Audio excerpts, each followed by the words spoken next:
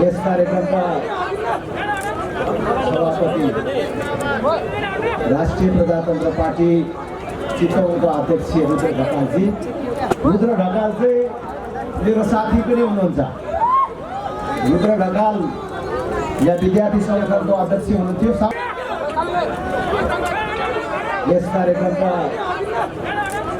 सभापति राष्ट्रिय प्रजातन्त्र पार्टी चितवनको अध्यक्ष रुद्र ढकालजी। रुद्र ढकाल चाहिँ मेरो साथी पनि हुनुहुन्छ। रुद्र ढकाल या विद्यार्थी सङ्गठनको अध्यक्ष हुनुहुन्थ्यो। म विद्यार्थी सङ्गठनको अध्यक्ष थिएँ केन्द्रको। त्यसबेला रुद्र ढकाल या विद्यार्थी सङ्गठनको अध्यक्ष हुनुहुन्थ्यो। अर्को बलराम शर्मा मेरो कमिटीको प्रवक्ता हुनुहुन्थ्यो।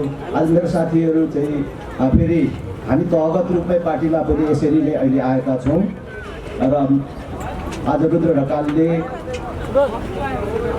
यो यत्रो विशाल सभाको अध्यक्षता गरिराख्नु भएको छ। रुद्र ढकालजी यस जिल्लामा मात्र होइन देशमै विकास प्रेमी नेताको रूपमा नाम कमाउनु भएका, विकास प्रेमी नेताको रूपमा मात्र होइन निर्माण व्यवसायको क्षेत्रमा अन्तर्राष्ट्रिय जगतमै नेपालको नाम स्थापित गर्न सफल हुनुभएका राष्ट्रिय प्रजातन्त्र पार्टीका उपाध्यक्ष पूर्व मन्त्री विक्रम पाण्डेजी आज उहाँको जिल्लामा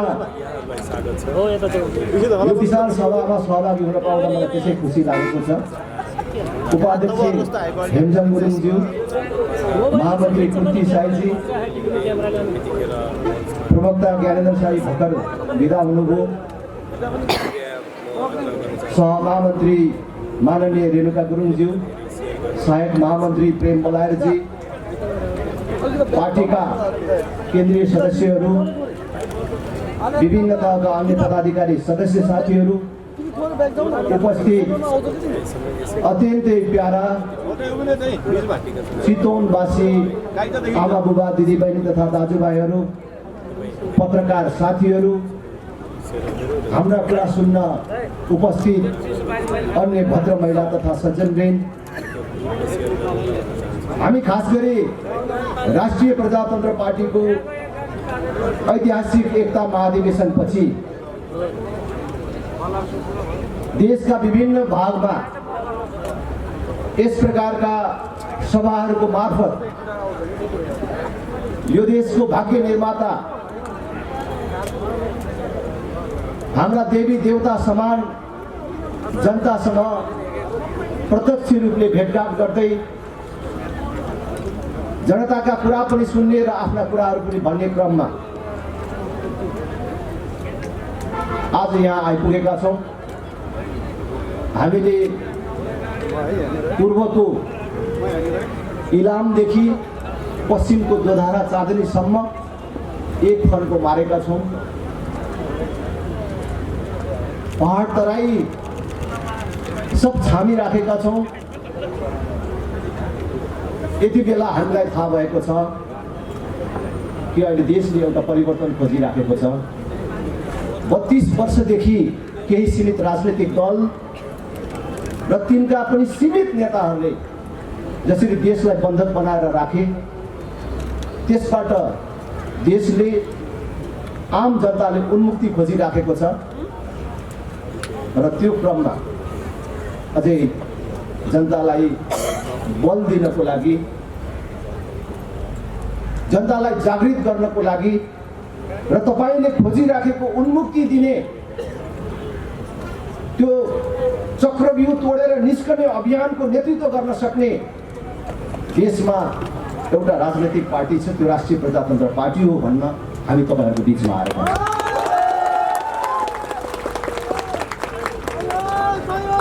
32 वर्ष एउटा सामान्य समय होइन, 3 दशक र अलिकति बेसी हो। यही बीचमा हामी जस्तै दुनियाँका धेरै देशहरू कहाँबाट कहाँ पुगिसके। मानिसहरू चन्द्रमामा पुगेर आए, मङ्गल ग्रहमा बस्ती बसाउने कुरा गरिराखेका छन्। हामी विश्वको त्यो प्राचीन देश, जुन बेला संसारमा 16-17वटा मात्रै देश थियो, त्यस बेला पनि नेपाल भन्ने देश थियो, र जुन बेला आजको भारत बनेको थिएन, आजको अमेरिका बनेको थिएन, त्यस बेला पनि नेपाल भन्ने देश थियो। तर यो प्राचीन देश, त्यति पुरानो देश आज किन मागी खानेहरूको देश भयो? आज यो देशका जनता धेरै ठुलो कुरा होइन, बाली लगाउने बेलामा उन्नत बिउ र मल खोज्दा नपाउने, एक बोरा युरियाको लागि छटपटाउनु पर्ने यो अवस्था किन आयो? छोरा जन्माएर बढाएको भोलिपल्ट अथवा नागरिकता र पासपोर्ट बनाउने उमेर पुगेको भोलिपल्ट केवल परिवार पाल्नको लागि अरबियनको नोकर बनाउन बाध्य हुनुपर्ने परिस्थिति किन आयो र केले गर्दा आयो? बिहे गरेको भोलिपल्ट हाम्रा दिदीबहिनीहरूले केवल परिवार पाल्नको लागि, जहाँ आफ्नो लोग्नेसँग चिनाजानीसम्म राम्रो भइसकेको हुँदैन, केवल परिवार चलाउनको लागि हात हल्लाएर विदेशीको नोकर हुन पठाउनु पर्ने यो बाध्यकारी परिस्थिति केको कारणले किन यस्तो भयो? फेरि पनि भन्छु, कृषि प्रधान देश भनेर भन्ने, पैसा तिरेर मल किन्न नपाउने, चोरीको बाटो आएको मल र चोरीको बाटो आएको बिउ प्रयोग गरेर उत्पादन गरेपछि फेरि उत्पादन गरेको चिजको मूल्य नपाउने, बेच्ने बजार नपाउने, यो नियति के कारणले हामीले बिहोर्नु पर्यो? आज यो 31-32 वर्षमा हाम्रो 1000 युवाहरूले एकै ठाउँ काम गर्ने एउटा उद्योग धन्दाको स्थापना किन हुन सकेन?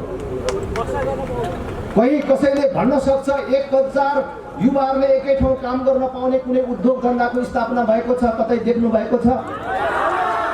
भएका उद्योगहरू बन्द भए। 32 वर्षसम्म देश चलाउँदाखेरि जनताले जुन देशको जनसङ्ख्या 3 करोड पुगेको छैन भनेर भनिन्छ, त्यो देशको 50औं लाख युवकहरू त्यो अवस्थामा छन्, वैदेशिक रोजगारीमा छन्। त्यो केवल वैदेशिक रोजगार विभागमा नाम लेखाएर जाने मानिसहरूको सङ्ख्याको मात्रै कुरा हो। यदि दिल्ली, पन्जाब, गुजरात लगायत भारतको विभिन्न भागमा गएर केवल परिवार पाल्नको लागि नारकीय जीवन बिताउन बाध्य हाम्रा युवाहरूको सङ्ख्या पनि त्यहाँ जोड्ने हो भने देशको अवस्था कस्तो काली लाग्दो देखिन्छ होला, तपाईँ आफै कल्पना गर्नुहोस्। तपाईँको चिच्चाउनको गाउँहरूमा त्यो अनुभव छैन होला, तर सुदूर पहाडका कैयौँ गाउँहरू यस्तो अवस्थामा छ जहाँ कोही मानिस मर्यो भने मलामी जानको लागि लोग्ने मान्छेहरू पाइँदैन। कसको कारणले यस्तो भयो? न हाम्रो जीवन स्तर उठ्न सक्यो, न हाम्रो मूल्य मान्यताको रक्षा हुन सक्यो। आज हाम्रा सनातन मूल्य मान्यता परम्पराहरू एकपछि अर्को गर्दै ध्वस्त हुँदै गएको छ। देशमा विदेशीको चाकडी नगरिकन, विदेशीहरूको समर्थन नलिकन र सहयोग नलिकन देश बनाउन सकिँदैन। विदेशीहरूको सहयोग नलिकन यो देशको प्रधानमन्त्री बन्न सकिँदैन, मन्त्री बन्न सकिँदैन, र बनियो भने चिकी खान सकिँदैन भन्ने भावनाको विकास भएर गएको छ। ठुला भन्ने राजनीतिक पार्टीहरू सामूहिक रूपमा यो भावनाको प्रतिनिधित्व गर्छन्। आज हरेक मान्छे देश विदेशीको सहयोग बिना बन्दैन भन्नेतर्फ दोहोरिँदै गएका छन्। के यो सामान्य कुरा हो? के आज देशले यो नियत र यो परिस्थिति के कारणले बिहोर्नु परेको होला। आज म तपाईहरु सबै दिदीबहिनी दाजुभाइहरूलाई अपिल गर्न चाहन्छु, खास गरी ठुला राजनीतिक पार्टीसँग आबद्ध दिदीबहिनी दाजुभाइहरूलाई अपिल गर्न चाहन्छु, समय ढिलो भयो, अब हामीलाई पर्खने समय छैन, अब एक चुनाव हेरौँ भन्ने समय छैन। अब पनि यिनै पार्टी र यिनै नेतालाई एकचोटि हेरौँ न भनेर भोट दिनु भनेको आफ्नो मात्रै होइन, आफ्नो भावी सन्तति र देशको भविष्यमाथि आघात पुर्याउने काममा सहभागी हुनु। त्यसकारण जनता कुनै राजनीतिक दलको गोठको गाईबस्तु होइन, जनता सार्वभौम छ, जनता स्वतन्त्र छ, जनता आफ्नो विवेक प्रयोग गर्न सक्षम छ भन्ने प्रमाणित गर्ने समय आएको छ र त्यसको लागि तपाईहरुलाई अपिल गर्न हामी आएका। म कुनै राजनीतिक दलको नाम लिएर, कुनै नेताको नाम लिएर आलोचना गर्न चाहन्न, तर तपाई भन्नुहोस् त अहिले यो देशको ठुलो पार्टी हो भन्ने पार्टीहरू र तिनको नेता हुँ भन्ने ठुला नेताहरू, यिनीहरू मध्ये कुन चाहिँ पार्टी र कुन चाहिँ नेतालाई अब कतिचोटि थपिदियो भने चाहिँ यो देश बन्छ होला त? कति वर्ष थप्यो भने यो देश बन्छ होला? कसैले भन्न सक्छ? अब मैले धेरै भने जस्तो हुन्छ कि थाहा छैन, तर यिनै पार्टी यिनै नेतालाई भोट दिएर देश बन्छ भन्नु भनेको साँडेको टाङमुनि बाल्टी थापेको।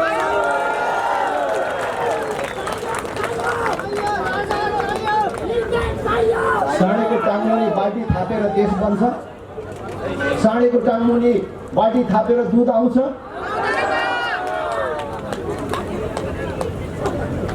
साँडेको टाङमुनि बाल्टी थापेर यसले दुध दिएन भनेर सिर्कना लगाए पनि हुँदैन, सुमसुम्याए पनि हुँदैन, कुँडो थपिदिए पनि हुँदैन। किनभने साँडेको धर्म नै दुध दिने होइन। त्यसै गरी 32 वर्ष मौका पाउने राजनीतिक पार्टीहरूले, 32 वर्ष मौका पाउने नेताहरूले जनताले छुन पाउने, देख्न पाउने, भोग्न पाउने एउटा चीज गर्न सकेनन्। मैले अघि भने नि उनीहरूको नारामा, घोषणा पत्रमा सधैँ बेरोजगारी समस्याको अन्त गर्ने र प्रत्येक वर्ष लाखौं मान्छेहरूलाई रोजगार दिने कार्यक्रमहरू आउँछन्, तर आज देखिस् हाम्रो पार्टीले गरेको, हामीले गरेको फल्ना ठाउँमा उद्योग खोलेको छ भनेर 1000 मान्छेले काम गर्ने कुनै ठाउँमा एउटा उद्योग खोलेको देशभरि कहीँ देख्नु भएको छ तपाईहरुले?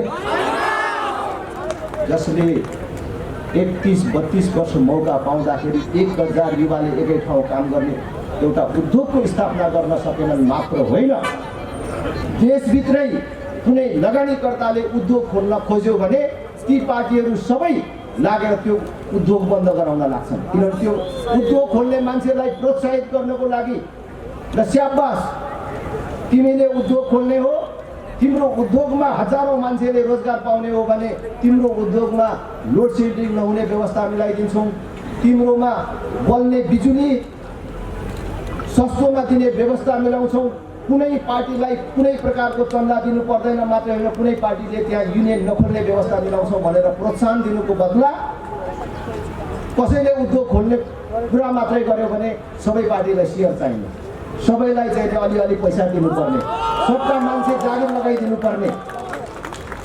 आज भएका उद्योग धन्दाहरू पनि बन्द भएका छन्। आज देशको स्थिति यस्तो छ कि कर तिर्न पनि घुस पाउनुपर्छ।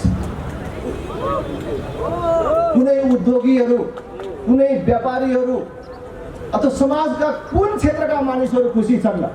कृषक खुसी छ? शिक्षक खुसी छ? कर्मचारी, प्रहरी, सेना को खुसी छ? समाजको कुनै क्षेत्र खुसी छैन। कि यो वर्षौं समय पाउँदाखेरि न नागरिकताको समस्या समाधान गर्न सके, न जनताले वर्षौंदेखि आफैले खनी ज्योति आएको जग्गा जसको माथि अरू कसैको दाबी छैन, सबै प्रमाणले पुग्छ, तर बाजे मर्यो, बाउ मर्यो, अब छोराको एउटा धोको छ अथवा यो अन्तिम पुस्ताको एउटा धोको छ कि कमसेकम आफूले भोगेको जग्गा मेरो जग्गा भनेर मर्न पाऊँ, एउटा लाल बुर्जा लिएर मर्न पाऊँ भन्ने धोको छ। त्यसले त्यो त्याम्रो त दिन सकेन, त्यो कागजको टुक्रा त दिन सकेन, भन्ने चिज दिन सकेन। हो सधैँको लागि उनीहरूको लागि मागी खाने भाँडो हो भने यिनीहरूसँग आशा गर्नु अथवा यिनीहरूलाई भोट दिएर देश बन्छ भन्नु भनेको फेरि पनि भन्छु, साँडेको टाङमुनि बाल्टी थापेर दुध आउँछ भन्ने। त्यसकारण हामीले विकल्प खोज्ने बेला आएको छ। हामीले अब ढिला गर्नुहुन्न, अब पर्खिने हामीलाई समय छैन। अब नेताहरूलाई मात्रै पार्टीहरूलाई मात्रै दोष दिएर हुँदैन। मैले गाउँघरमा धेरै दिदीबहिनी दाजुभाइहरूलाई भेट्छु, आफ्नो दुःख देखाएर उहाँहरू आफ्नो भाग्यलाई सराप्नुहुन्छ। मेरै निर्वाचन क्षेत्रका कैयौँ गाउँहरू पनि 5 वर्ष अगाडि त्यही अवस्थामा छ। जब 5 वर्ष अगाडि मेरै निर्वाचन क्षेत्रका कैयौँ गाउँहरूमा जाँदाखेरि कालोपत्रे सडक कस्तो हुन्छ भनेर हेर्नको लागि बिहार जानुपर्ने अवस्था थियो। आकाशमा बादल मडारिन थाल्ने बित्तिकै पानी पर्ला पर्ला जस्तो हुने बित्तिकै त्यहाँका मानिसहरू दुःख प्रकट गर्थे र भन्थे, राजेन्द्र हेर्न अब मजाले पानी पर्यो भने यहाँ एउटा एम्बुलेन्स पनि चल्न सक्दैन। भरै कुनै दिदीबहिनीलाई सुत्केरी व्यथाले चेप्यो र कसैलाई सर्पले टस्यो भने अस्पतालसम्म पुग्न नपाएर मर्नुपर्ने अवस्था छ। पूर्व जन्ममा के पाप गरिएछ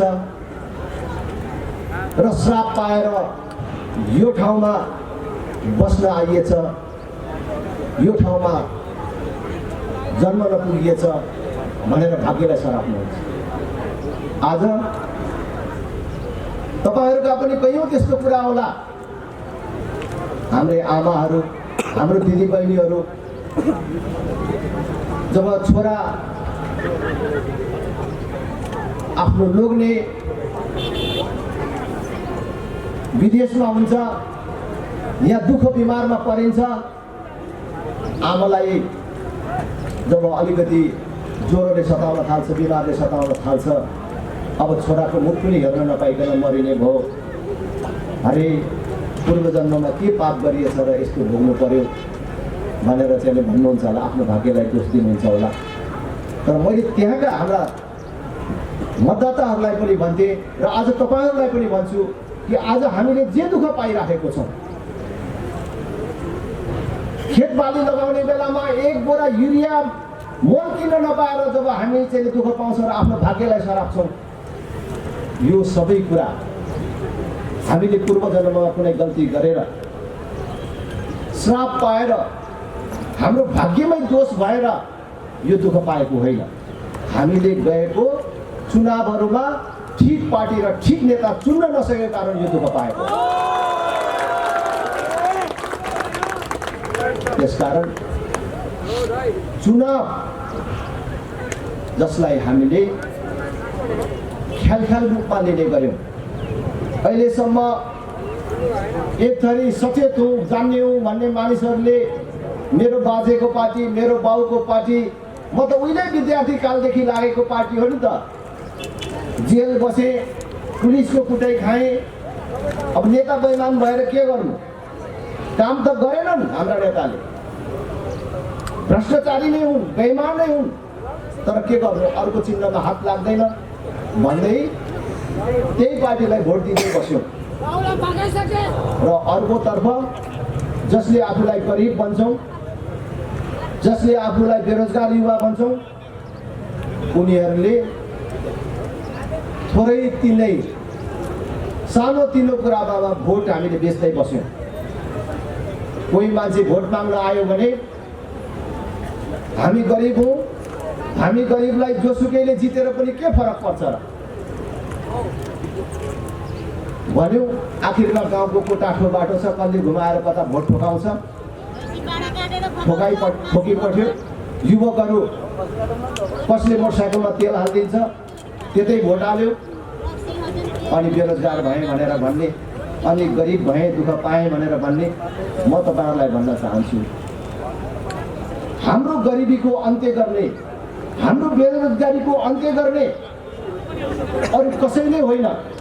हाम्रो गरिबीको अन्त्य, हाम्रो बेरोजगारीको अन्त्य गर्ने भनेको राजनीतिले हो। हाम्रो बेरोजगारी र गरिबीको अन्त्य गर्ने, हाम्रो दुःखको अन्त्य गर्ने भनेको नेताले हो। जबसम्म हामीले ठिक पार्टी र ठिक नेता चुन्दैनौँ तबसम्म हाम्रो दुःख र हाम्रो गरिबीको अन्त्य हुँदैन। त्यस कारणले हामीले चुनावको बेला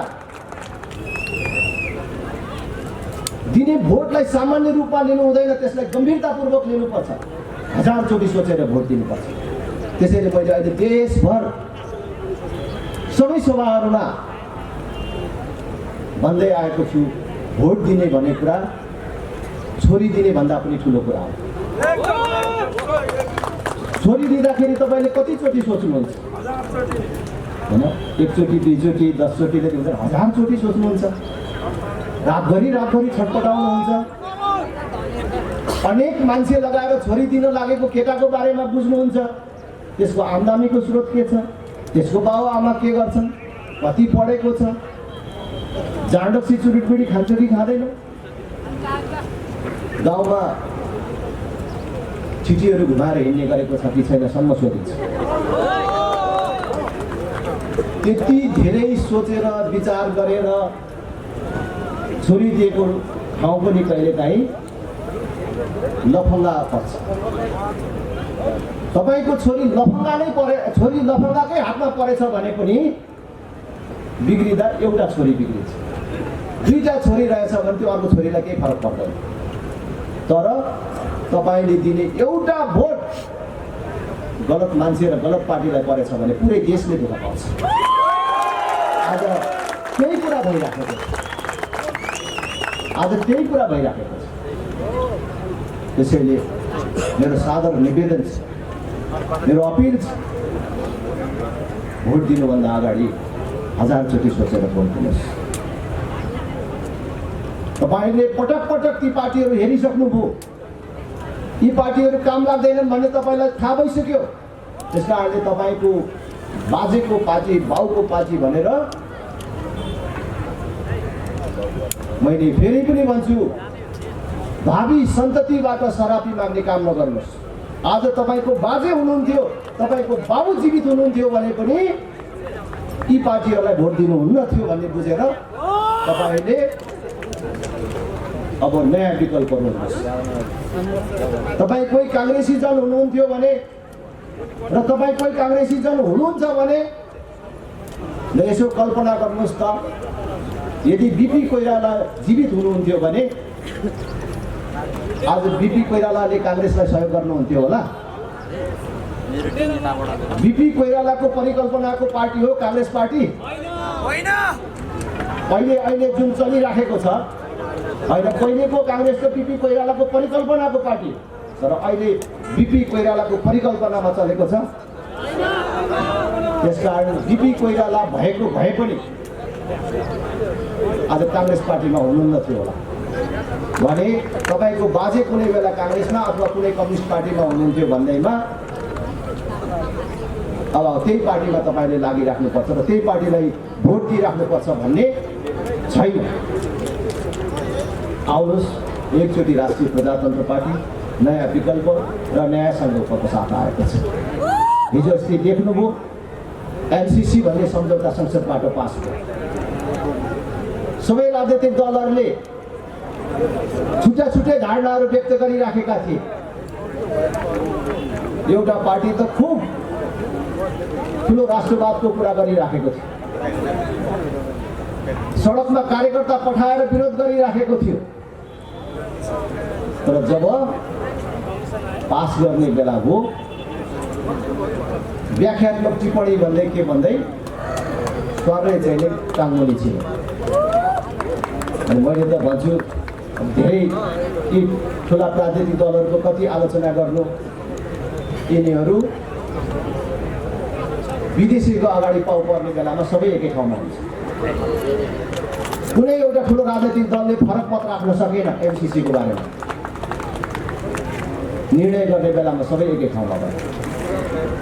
अनि उनीहरू के भन्छन्, यत्रो ठुलो वैदेशिक सहायता नलिकन देश कसरी चल्छ, यो त फ्रीमा पाएको चिज लिनुपर्छ भन्छ। अनि त्यो फ्रीमा पाएको चिजले गर्ने कुरा के हो भन्दाखेरि केही किलोमिटर बाटो स्तरोन्नति गर्ने र केही किलोमिटर ट्रान्समिसन लाइन विस्तार गर्ने। त्यो ट्रान्समिसन लाइन कहाँ लगेर जोड्ने भन्दाखेरि भारतसँग जोड्ने। त्यहाँ के गर्ने रे भन्दा निकट भविष्यमै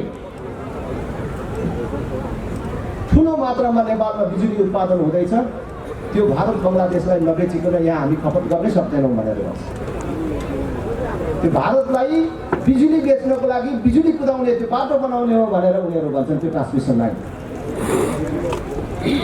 जब उनीहरूको यो तर्क हामी चाहिँ सुन्छौँ, दया लाग्छ कि 32 वर्षदेखि यो देशमा शासन गरेको राजनैतिक पार्टीहरूको सोच देख्दाखेरि दया लाग्छ।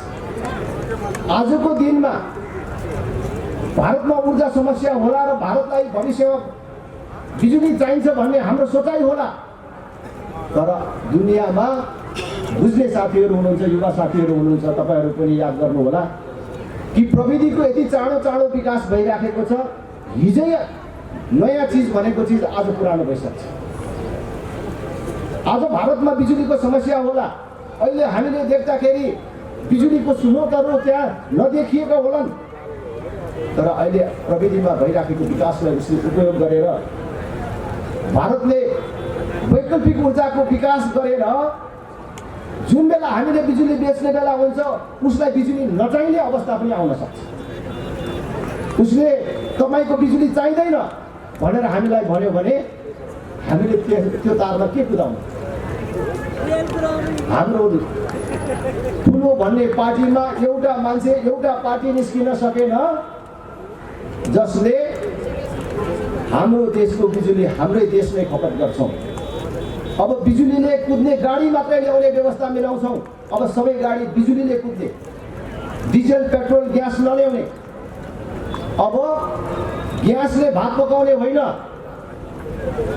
बिजुलीले भात पकाउने, ग्यासभन्दा सस्तोमा बिजुली घर घरमा पुर्याउने व्यवस्था मिलाउने भन्ने कुरा उनीहरूले किन भन्न सक्दैन? यस्तै एउटा मान्छे हामीले किन पाउन सक्दैन? ठुल्ठुला उद्योगीहरूलाई देशमा उद्योग खोल्न प्रोत्साहित गर्ने, जसले हजारौं मान्छेलाई रोजगार दिने उद्योग खोल्छ, उसलाई सस्तोमा बिजुली दिने, सस्तोमा पनि घोषणा गरेर भन्ने संसारको सस्तो बिजुली हामी दिन्छौँ तिमीलाई, तिम्रोमा लोड सेडिङ नहुने व्यवस्था मिलाउँछौँ, कुनै पार्टीले युनियन खोल्न नपाउने व्यवस्था मिलाउँछौँ, तिम्रो उद्योगसम्म जाने मोटर बाटो पनि हामी बनाइदिन्छौँ, तिमीले जति मान्छेलाई रोजगार दिन्छौ त्यसको आधारमा 10 वर्षदेखि 25 वर्षसम्म कर पनि नलाग्ने व्यवस्था मिलाउँछौँ भन्यो भने संसारभरिका लगानीकर्ताहरू यही आउँदैन? हाम्रो भाइ छोराहरूले, हाम्रो दिदीबहिनीहरूले 30-40 हजार तलबको लागि अरबियनको नोकर हुन जानुपर्ने यो बाध्यकारी अवस्थाको अन्त्य हुन्छ कि हुँदैन होला? अनि हाम्रो बिजुली बेसी भएर कहाँ बेच्नुपर्छ? यही चाहिँ चाहिने हो। त्यस बेला पनि भारतलाई बिजुली चाहिने भयो र भारतले बिजुली माग्यो भने हामीले गौरवका साथ भन्ने नि हाम्रो रेट यति छ, यो रेटमा लाने हो भने तपाईहरुले आफै यहाँ तार टाँगेर लानुहोस् भनेर भन्न सक्ने गरी हामी तयारी हुनुपर्ने हो कि होइन? तर अब भारतलाई नबेचिकन यो बिजुली कहाँ लानु भनेर पहिले नै हातखुट्टा छोड्ने मान्छेहरूलाई अहिलेसम्म हामीले टेस्ट दियौँ। त्यसैले मेरो निरन्तर तपाईहरुलाई अपिल छ, अब यिनै पार्टीहरूलाई, यिनै नेतृत्वलाई हेरेर देश बन्दैन मात्रै देश थप बर्बाद हुन्छ। देशलाई थप बर्बाद हुन दिनबाट जोगाउनको लागि पनि अब यो यथास्थितिको विकल्प राष्ट्रिय प्रजातन्त्र पार्टीलाई अगाडि बढाउनु हामी सबैको लागि उत्तम र उपयुक्त भएको हुनाले म तपाईहरु सबलाई हार्दिक अनुरोध गर्न चाहन्छु, एकचोटि राष्ट्रिय प्रजातन्त्र पार्टीलाई हेर्नुहोस्। राष्ट्रिय प्रजातन्त्र पार्टी स्थानीय तहको चुनावको सन्दर्भमा भन्न चाहन्छु, वैशाख 30 गते जो स्थानीय तहको चुनाव हुँदैछ, अघि पनि मेरा पूर्ववक्ता मित्रहरूले भन्नुभएको छ, हामी केही स्थानीय तहहरू तपाईहरुलाई माग्न चाहन्छौँ। यस्तो स्थानीय तहहरू हामीलाई जिम्मा दिनुहोस् जो बन्न सकेको छैन। हामी ती स्थानीय तहहरूलाई बनाएर राष्ट्रिय प्रजातन्त्र पार्टीले पुरै देश पायो भने कस्तो देश बनाउन चाहँदो रहेछ अथवा कस्तो देश बनाउन चाहेको रहेछ भन्ने कुरा तिनै पालिकाहरू हामी बनाएर देखाउन चाहन्छौँ। हामीले चुनाव जित्ने स्थानीय तहमा 12 कक्षासम्म पूर्ण रूपले निःशुल्क हुन्छ। सबै विद्यालयमा कम्प्युटर शिक्षालाई अनिवार्य गर्छौँ। बाल कक्षाहरूको स्तर उन्नति गर्छौँ। बाल शिक्षकहरूलाई न्यूनतम 15,000 तलबको व्यवस्था मिलाउँछौँ। हामीले 1 नम्बरमा शिक्षालाई जोड दिन्छौँ। सबै विकासको मूल शिक्षा रहेछ। जबसम्म शिक्षामा सुधार र विकास हुँदैन, जबसम्म शिक्षा गरी खाने हुँदैन, तबसम्म हामीले गरेको कुनै पनि विकास अधुरो र अपुरो हुने रहेछ। त्यसकारणले शिक्षालाई हामीले 1 नम्बर प्राथमिकता दिएका छौँ। स्वास्थ्य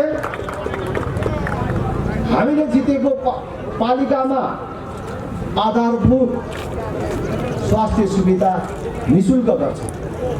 हामीले जितेको पालिकामा कुनै पनि नागरिकले अस्पतालको मुख देख्न नपाएर मर्यो रे भनेर कसैको कानले सुन्नु पर्दैन। त्यो व्यवस्था हामीले कृषि हाम्रो उच्च प्राथमिकतामा हुन्छ।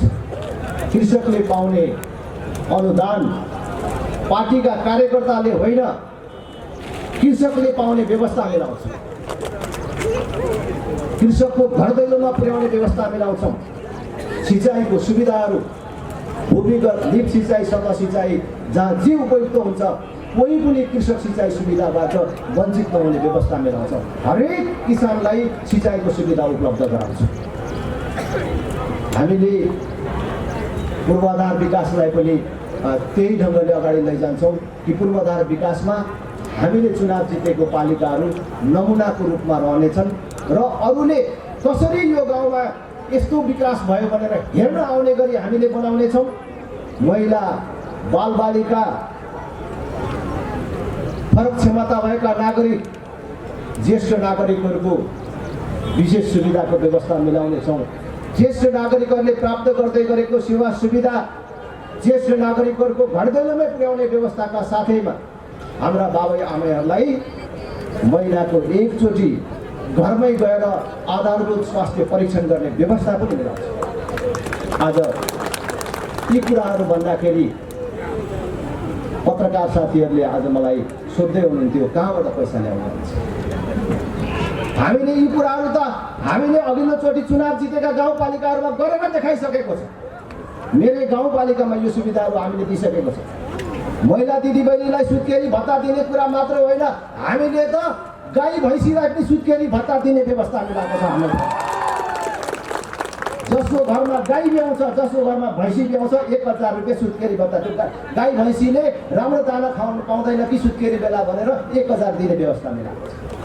मान्छेलाई होइन, गाई भैँसीलाई पनि व्यवस्था मिलाएको छ। 12 कक्षासम्म निःशुल्क पढ्न पाउँछन् हाम्रो गाउँमा, राप्रपाले जितेको गाउँहरू। त्यसैले यही पैसाबाट सकिन्छ।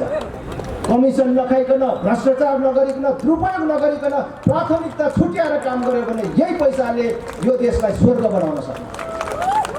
त्यसकारण हामीले अनुभवले प्रमाणित गरेको कुरा तपाईँहरूलाई भन्दछु। अझ करको कुरा गर्नुहुन्छ भने अहिले लाग्दै आएको स्थानीय करमा आवश्यकता हेरी 50% कर पनि घटाएर देखाइदिन्छौँ। हामी कर बढाउने होइन, 50% घटाएर देखाइदिन्छौँ। त्यसकारण एकचोटि राष्ट्रिय प्रजातन्त्र पार्टीलाई सहयोग गर्नुहोस् भन्ने कुरा अपिल गर्न चाहन्छु। राष्ट्रिय प्रजातन्त्र पार्टीले देश बचाउने, बनाउने र जनतालाई समृद्धि दिने सङ्कल्प र अटुटका साथ आएको छ। राष्ट्रिय प्रजातन्त्र पार्टीले राष्ट्र संस्था हिन्दू राष्ट्रको कुरा गर्दाखेरि अहिले पनि केही मानिसहरू भ्रममा छन्। काङ्ग्रेस, एमाले, माओवादीका केही मानिसहरू अहिले पनि भ्रममा छन् कि अहिले पनि यो देशमा राजाको विरोध गरेर राजनीति गर्न सकिन्छ भन्ने भ्रममा छन् र उनीहरू राप्रपाले चुनाव जित्यो भने यो देशको उपलब्धिहरूको अन्त्य हुन्छ। गणतन्त्र, धर्मनिरपेक्षता, सङ्घीयता जस्ता ठुल्ठुला उपलब्धिहरूको अन्त्य हुन्छ। तिमीहरूले बुझेको छौ भनेर भन्छ।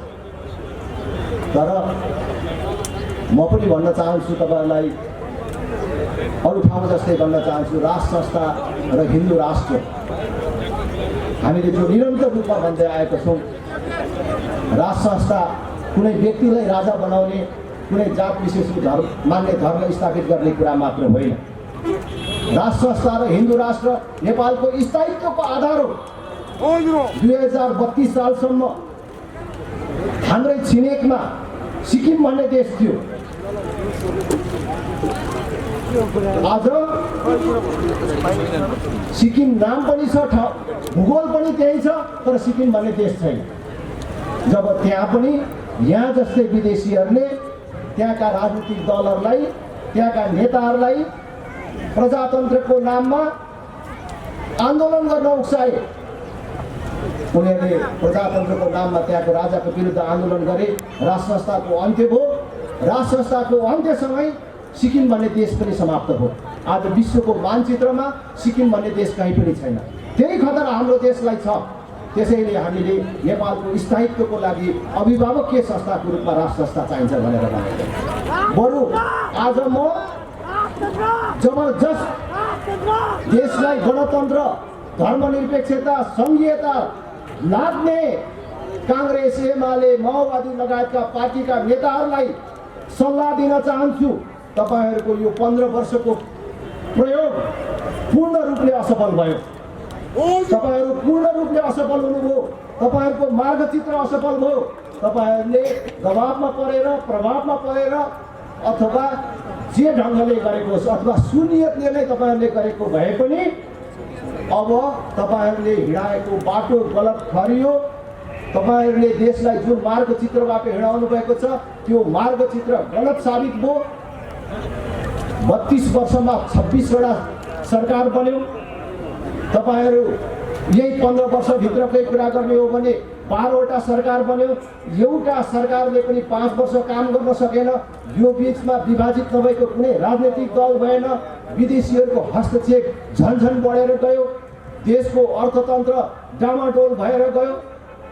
आज वैदेशिक हस्तक्षेप कुन प्रकारले बढेको छ भनिराख्नु पर्दैन। कुनै पनि बेला देश श्रीलङ्का हुन सक्ने अवस्था देखिँदै गएको छ। देश संसारको भ्रष्ट राष्ट्रहरूको सूचीमा सामेल भएको छ। यो सब कुरालाई ध्यानवादीमा पनि देशभक्ति छ र देशप्रति माया छ भने यो बाटो सच्याउनुहोस् भन्ने अपिल गर्न चाहन्छु। तपाईँहरूले जुन जबरजस्त गणतन्त्र, धर्मनिरपेक्षता लाद्नुभयो र देशलाई सङ्कटको यो भुमरीमा धकेल्नुभयो। सल्लाहले नै अब सच्याउँ। अभिभावकीय संस्थाको रूपमा राष्ट्र संस्थालाई राखौँ। जनताले सोझै निर्वाचित गर्ने प्रधानमन्त्रीको व्यवस्था गरौँ। अब यो खरिद बिक्रीबाट निर्वाचित हुने र खरिद बिक्रीबाट प्रधानमन्त्री हुने व्यवस्था होइन। अब पूर्ण समानुपातिक संसद र सांसदले मन्त्री हुने नपाउने व्यवस्था लागू गर्छ। अब दलीय भागभण्डाबाट न्यायाधीश नियुक्ति गर्ने, संवैधानिक अङ्गका प्रमुखहरूमा नियुक्ति गर्ने होइन, योग्यता क्षमताको आधारमा नियुक्ति हुने व्यवस्था मिलाउँ र मिलेर देशलाई एउटा नयाँ बाटोबाट लैजाउँ र देशलाई यो सङ्कटबाट मुक्त गरौँ भनेर म ती ठुला पार्टीहरूलाई अपिल गर्न चाहन्छु र यहीँबाट भन्न पनि चाहन्छु, यदि तपाईँहरूले ठिक ढङ्गले सोच्नु भएन, समयमा सोच्नु भएन भने जनता जाग्दैछ। तपाईँहरूले जसरी जबरजस्त गणतन्त्र, धर्मनिरपेक्षता, सङ्घीयता देशलाई लाद्नुभयो, जनताले जबरजस्त गणतन्त्र, धर्मनिरपेक्षता, सङ्घीयता कुनै पनि बेला उल्टाउन सक्छ। यो कुरा यसकारण सम्झौताबाट देशको समस्या समाधान गरौँ भनेर म फेरि पनि अपिल गर्न चाहन्छु। आदरणीय दिदीबहिनी तथा दाजुभाइहरू, देश म फेरि पनि भन्छु इतिहासकै सङ्कटपूर्ण अवस्थामा छ। हामीले हाम्रो सामान्य आँखाले देखेको जस्तो अवस्थामा छैन। त्यसैले हामी सबै जागरुक बनौँ, उठौँ र देश बचाउने र बनाउने यो अभियानमा सहभागी बनौँ। म काङ्ग्रेस, एमाले, माओवादीमा रहेका सबै दिदीबहिनी दाजुभाइहरूलाई अपिल गर्न चाहन्छु। राष्ट्रिय प्रजातन्त्र पार्टीले अहिले जुन मुद्दा तपाईँहरूको बिचमा लिएर आएको छ त्यो केवल कुनै एउटा पार्टीको मात्रै मुद्दा होइन, यो देशको मुद्दा हो, हामी सबैको साझा मुद्दा हो। हामी सबैभन्दा माथि देश छ, देशभन्दा माथि अर्को केही कुरा छैन। देशै सङ्कटमा परेको बेला देश बचाउने अनि देश बनाउने मुद्दा हामीले लिएर आएका छौँ। यो साझा मुद्दामा हामी सबै जुटौँ। जबसम्म हामीले यी तथाकथित ठुला दलहरूलाई विस्थापित गर्दैनौँ अथवा उनीहरूको बाकस खाली गरिदिँदैनौँ तबसम्म देश ओह्रालो लाग्ने क्रम रोकिँदैन। यो कुरा बुझौँ। यिनै कुराहरू तपाईँहरू सबलाई निवेदन गर्दै बिदा हुन्छु र बिदा हुनुभन्दा अगाडि एकचोटि चितवनको स्वर सुनेर जान चाहन्छु। मैले आफ्नो कुरा धेरै बेर भने, तपाईँहरूको कुरा पनि सुनौँ। सोधौँ, तपाईँहरूको पनि जवाब माग्दैछु। सोधौँ, पर पर पछाडि पछाडिसम्म सोधौँ। भोट केमा? भोट केमा? अझै पुगेन। त्यतिकै हेर्न आएका हुन् भन्दैला फेरि यत्रो भिड आएको थियो हाम्रो पार्टीमा भनेर हाम्रो साथीले भन्दा 13 मा उहाँ ज्ञानेन्द्र साई हेर्न आएको, राजेन्द्र लिङ्गदेन हेर्न आएको भन्दा एकचोटि होइन, राप्रपालाई भोट दिनै आएका हुन् भनेर सुनाउनु पर्यो। भोट केमा? भोट केमा? भोट केमा? तपाईँहरू सबलाई धेरै धेरै धन्यवाद। जय राष्ट्र, जय जनता। धेरै धेरै धन्यवाद दिन चाहन्छु म आजका